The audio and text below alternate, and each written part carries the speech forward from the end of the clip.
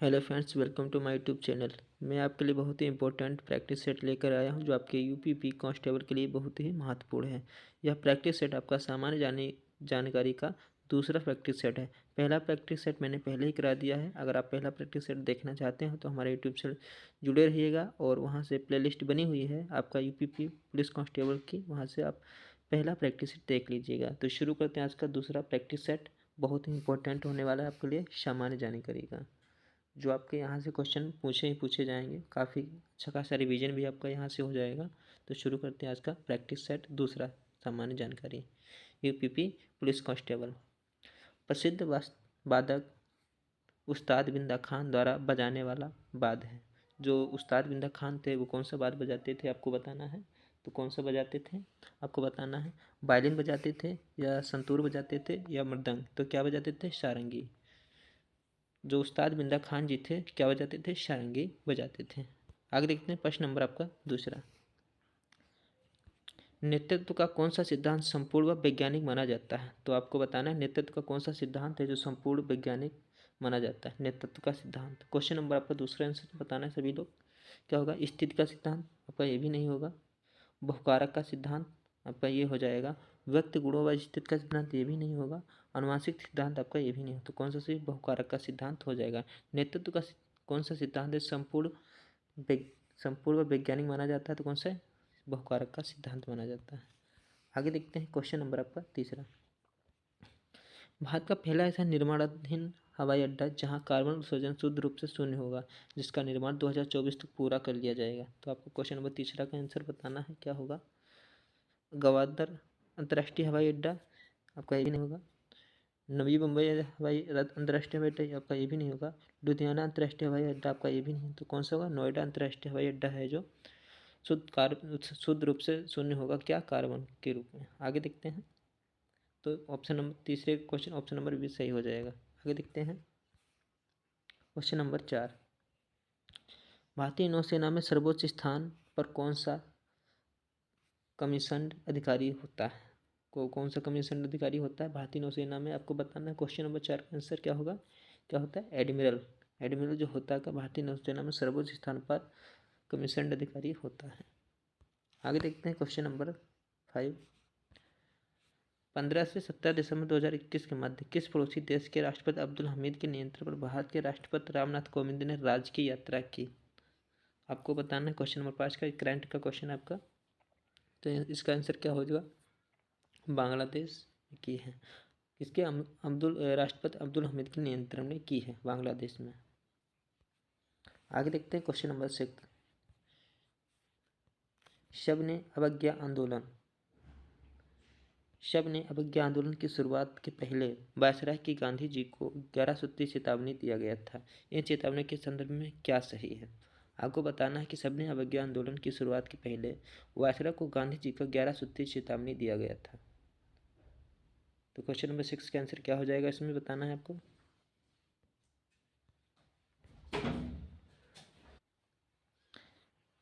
इन चेतावनियों के संदर्भ में क्या सही है? रुपया डॉलर विनिमय दर को कम करना। दूसरा, भू राजस्व में 50% की कमी करना। तीसरा, राजनीतिक कैदियों को रिहा करना। तो छठे का आप लोग आंसर बताएंगे सभी लोग। क्या होगा? रुपया डॉलर विनिमय दर को कम करना, ये भी गलत होगा।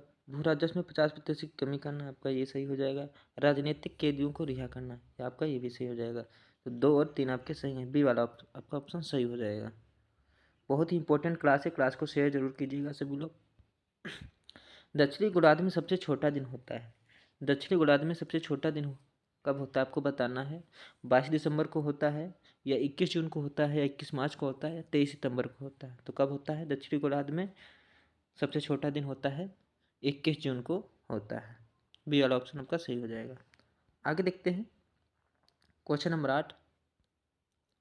अनुसूचित जनजाति के संरक्षण के लिए एक क्षेत्र को अनुसूचित क्षेत्र के रूप में घोषणा करने की शक्ति किसके पास होती है? अनुसूचित जनजाति के क्षेत्र के लिए एक क्षेत्र को अनुसूचित क्षेत्र के रूप में घोषणा करने की शक्ति किसके पास होती है? प्रधानमंत्री के पास होती है, भारत के राष्ट्रपति के पास होती है, भारत के उपराष्ट्रपति के पास होती है, या राज्य के मुख्यमंत्री के पास होती है? तो किसके पास होती है? भारत के राष्ट्रपति होते हैं। ये सबसे महत्वपूर्ण प्रश्न है, यहाँ से क्वेश्चन काफ़ी अच्छे आते हैं। आगे देखते हैं क्वेश्चन नंबर आपका 9। 30 नवंबर 2021 को फॉर्च्यून इंडिया द्वारा भारत की 50 सर्वाधिक प्रभावशाली महिलाओं की सूची जारी की गई। इस सूची में प्रथम स्थान किस भारतीय महिला को प्राप्त हुआ है? तो किसको प्राप्त हुआ आपको बताना है। निर्मला सीतारमण जी को प्राप्त हुआ है। आगे देखते हैं क्वेश्चन नंबर आपका 10। भारत के संविधान के किस अनुच्छेद के अधीन राज्यों के राज्यपाल को अध्यादेश जारी करने की शक्ति प्रदान? आपको आर्टिकल बताना है कि भारत के संविधान के किस अनुच्छेद के अधीन राज्यों के राज्यपाल को अध्यादेश जारी करने की शक्ति प्राप्त है। तो क्वेश्चन नंबर 10 का आंसर क्या हो जाएगा? अनुच्छेद 213। आर्टिकल 213 है जो भारत के संविधान के अधीन राज्यों के राज्यपाल को अध्यादेश जारी करने का शक्ति प्राप्त करता है। आगे देखते हैं क्वेश्चन नंबर आपका 11। निम्न में से कौन सी किताब सरोजिनी नायडू द्वारा लिखित नहीं है? आपको बताना है तीन में से कौन सी किताब है जो सरोजिनी नायडू द्वारा लिखित नहीं है। तो कौन सी लिखित नहीं है? The golden bird. The golden bird लिखी ही नहीं है, बाकी सभी लिखी हैं। द ब्रोकन विंग ये भी लिखी गई है। द गोल्डन थ्रेशोल्ड ये भी लिखी। द वर्ड ऑफ टाइम ये भी लिखी गई, लेकिन द गोल्डन बर्ड ये सरोजिनी नायडू द्वारा लिखित पुस्तक नहीं है। आगे देखते हैं क्वेश्चन नंबर 12। निम्न में से कौन सी मिश्रित खेती की प्रमुख विशेषता है? नकदी और खाद दोनों फसलों के साथ साथ खेती। दूसरा, दो या दो से अधिक फसलों को एक ही खेत में उगाना। तीसरा, पशुपालन और फसल उत्पादन को एक साथ करना। या प्रश्न में से कोई नहीं। क्वेश्चन नंबर 12 का आपको आंसर बताना कौन सा होगा? क्वेश्चन सी हो जाएगा ऑप्शन नंबर। पशुपालन और फसल उत्पादन को एक साथ करना यही मिश्रित खेती कहलाती है। आगे देखते हैं क्वेश्चन नंबर आपका 13। निम्नलिखित में से किस राज्य में वहनी दरबार वहनी दरबार समाचार पत्र महिलाओं द्वारा और महिलाओं के लिए प्रकाशित होता है? तो क्वेश्चन नंबर 13 का आप लोग सब लोग सही आंसर बताएंगे क्या होगा। पश्चिम बंगाल देता है, या झारखंड देता है, महाराष्ट्र देता है, या मध्य प्रदेश देता है? क्वेश्चन नंबर 13 का आंसर क्या हो जाएगा आपका? मध्य प्रदेश देता है। वहनी दरबार समाचार पत्र महिलाओं द्वारा महिलाओं के लिए प्रकाशित होता है। कौन सा? मध्य प्रदेश। आगे देखते हैं क्वेश्चन नंबर आपका 14। किस गुरु ने आदि ग्रंथ संकलित किया है? तो आदि ग्रंथ किसने संकलित किया आपको बताना है। तो 14 का आंसर हो जाएगा आपका गुरु अर्जुन देव। किसने किया है? गुरु अर्जुन देव जी ने किया है। आगे देखते हैं क्वेश्चन नंबर आपका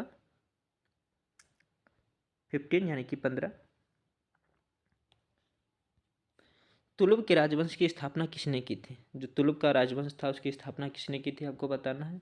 बहुत ही महत्वपूर्ण क्वेश्चन है। तुलुक के राजवंश की स्थापना किसने की थी? तो तुलुक के राजवंश की स्थापना किसने की थी? तो तुलुक के राजवंश की स्थापना किसने की थी बताना आपको। वीर नरसिंह जी ने की थी।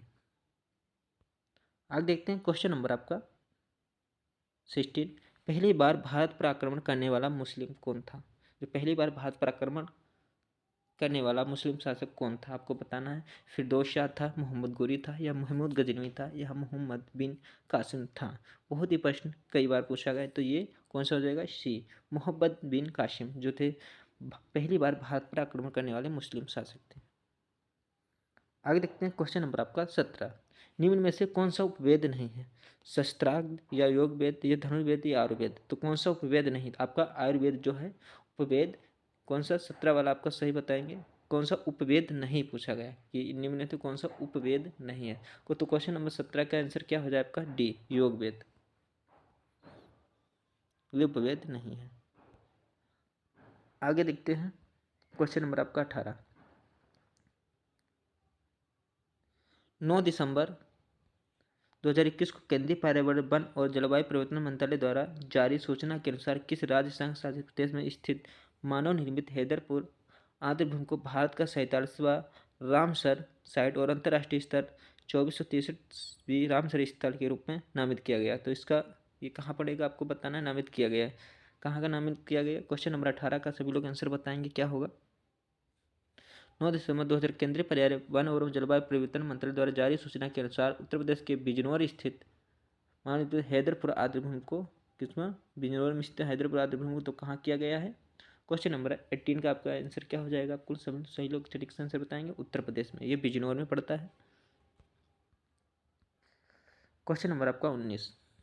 निम्नलिखित देशों में से किस एक के देशों में से भूमध्य रेखा गुजरती है? निम्नलिखित में से जो निम्नलिखित देशों में से किस एक के देश में से भूमध्य रेखा गुजरती है? तो कौन कौन देशों से भूमध्य रेखा गुजरती है आपको बताना है। क्वेश्चन नंबर 19 का सही आंसर बताएंगे।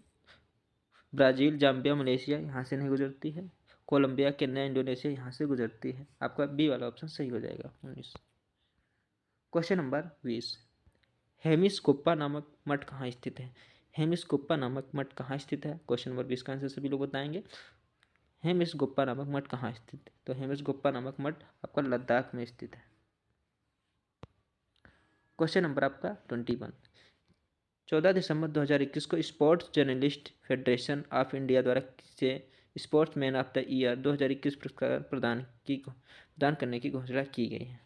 14 दिसंबर 2021 को sports journalist federation of India द्वारा किसे स्पोर्ट्समैन ऑफ द ईयर 2021 पुरस्कार प्रदान करने की घोषणा की गई? तो क्वेश्चन नंबर आपका 21 का आंसर क्या हो जाएगा? पीवी सिंधु जी को किया गया। भारत में काजू का प्रथम परिचय किन लोगों ने कराया था? जो काजू का प्रथम परिचय किन लोगों ने कराया था भारत में? क्वेश्चन नंबर 22 का आंसर क्या हो जाए आपका? पुर्तगालियों ने कराया था। आगे देखते हैं क्वेश्चन नंबर आपका 23, किस भारतीय राष्ट्रपति ने आयरिश स्वतंत्रता संग्राम में भाग लिया और इसके लिए जेल भी गए? किस भारतीय राष्ट्रपति ने आयरिश स्वतंत्रता संग्राम में आयरिश स्वतंत्रता संग्राम में भाग लिया और इसके लिए जेल भी गए? क्वेश्चन नंबर 23 का आंसर सभी लोग बताएंगे। पीवी गिरी, नीलम संजय रेड्डी, डॉक्टर शंकर दयाल शर्मा या डॉक्टर एस राधाकृष्णन। तो किसने भाग लिया था आयरिश स्वतंत्रता संग्राम में? बताना सभी लोगों। बीवी गिरी जी ने भाग लिया था। विश्व पारा दिवस कब मनाया जाता है? तो विश्व पारा दिवस कब मनाया जाता है आपको? विश्व पारा दिवस मनाया जाता है 5 जून को। आपके दिवस जरूर आएंगे, आप लोग एक बार देख लीजिएगा, और दिवस की मैं एक क्लास जरूर डाल दूंगा, वहां से आप देख लीजिएगा। क्वेश्चन नंबर आपको 25, दिसंबर 2021 में भारत की अमूर्त सांस्कृतिक विरासत में किसको यूनेस्को के द्वारा अंतर्राष्ट्रीय सांस्कृतिक विरासत सूची में शामिल किया गया? नौरोज को, या वैदिक मंत्रोच्चार की परंपरा को, या कोलकाता की दुर्गा पूजा की छऊ नृत्य को? तो किसको शामिल किया गया आपको? क्वेश्चन नंबर आपका 25 का आंसर हो जाएगा आपका कोलकाता की दुर्गा पूजा को शामिल किया गया है यूनेस्को में। आगे देखते हैं क्वेश्चन नंबर आपका 26, भारतीय संविधान सभा में कुल कितनी महिला सदस्य थे? आपको बताना है भारतीय संविधान सभा में कुल कितनी महिला सदस्य थी? कितनी थी? 12, 13, 17 या 15? तो कितनी थी? कुल आपकी 15 महिलाएं थी। भारतीय संविधान सभा में कुल कितनी महिलाएं थी? 15 महिलाएं थी। आगे देखते हैं क्वेश्चन नंबर आपका 27, उत्तर प्रदेश में शेर सफारी स्थित है। उत्तर प्रदेश में शेर सफारी कहाँ स्थित है आपको बताना है। लखनऊ में है, कन्नौज में है, नोएडा में है, या इटावा में? तो कहाँ है उत्तर प्रदेश में शेर सफारी आपका? कहाँ है? ये इटावा में स्थित है शेर सफारी। क्वेश्चन नंबर आपका 28, प्रसिद्ध चरकुला नृत्य संबंधित है अवध से, ब्रजभूमि से, बुंदेलखंड से, या रोहिलखंड से? प्रसिद्ध चरकुला नृत्य कहाँ से संबंधित है? ये आपका ब्रजभूमि से संबंधित है। प्रसिद्ध चरकुला नृत्य ब्रजभूमि से संबंधित है। आगे देखते हैं क्वेश्चन नंबर आपका 29, निम्नलिखित में से कौन सा भारतीय अर्थव्यवस्था का प्राथमिक क्षेत्र है? कृषि, उद्योग, सहकारिता, या उपरोक्त में से कोई नहीं?